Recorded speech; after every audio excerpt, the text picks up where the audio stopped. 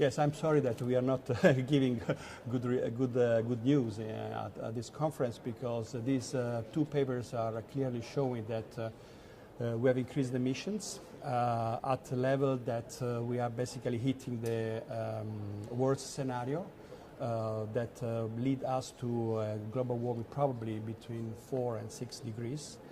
So we are basically on the top level of all the possible scenarios.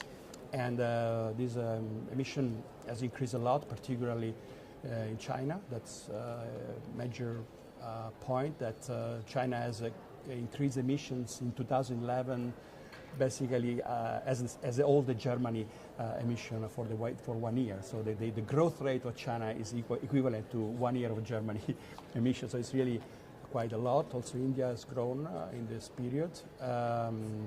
So unfortunately, we are now really in the high level scenario, so we really need to have a very aggressive policy now.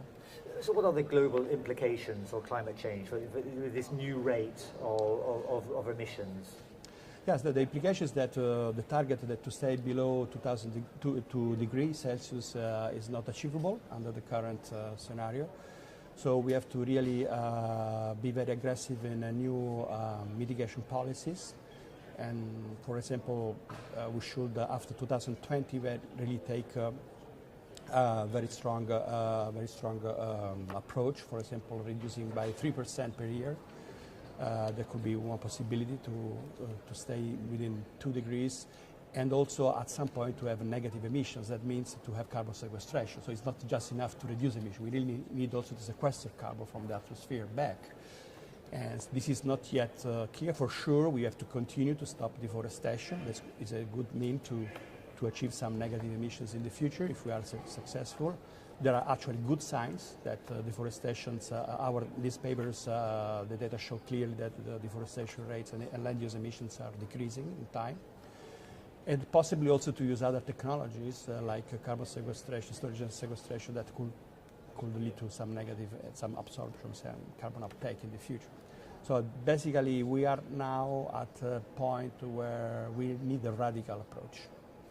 I mean, the scientific community has obviously been working very hard in recent years, especially since Rio in 1992, to do its part in telling us what the problem is, finding what the problem is, and some of the solutions.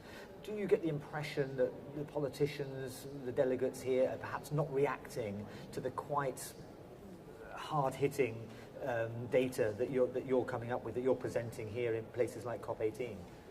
Yes, indeed, this is a little bit the feeling that we have, because the science community, particularly the Global Carbon Project, has been set up with this really motivation to provide robust, rigorous data every year. So we made every year carbon budget, so we can really keep track and see what's going wrong.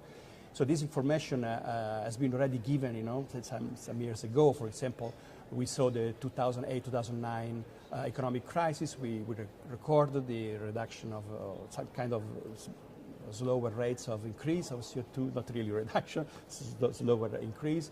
And now all the countries has kept up, so there are new emissions growing. So the scientific community is really now providing very robust information. We are reducing uncertainties in our estimates, thanks to also to new technologies. For example, space observations are growing, as well inventory, biomass inventory globally.